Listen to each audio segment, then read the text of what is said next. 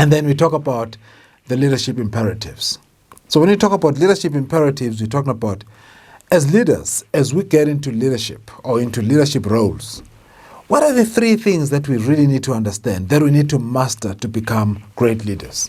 Because that's where most of these leadership journeys start going wrong, because we have not well been trained to understand these three leadership imperatives. And what are these leadership imperatives? One of them is leading yourself well. Are you really leading yourself well? Because you cannot lead other people if you cannot lead yourself well. So that's something that has to start with you. So leadership starts with self.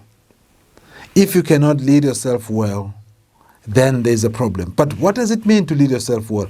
This is what I get to unpack in this workshop as well, on how to be able to be a better leader by understanding and mastering these three leadership imperatives. And yes, do you really want to be a better leader? Do you want to be a great team member?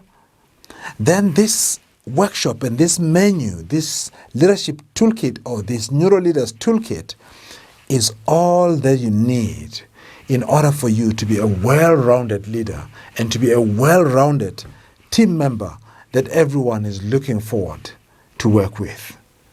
Now, what are you waiting for?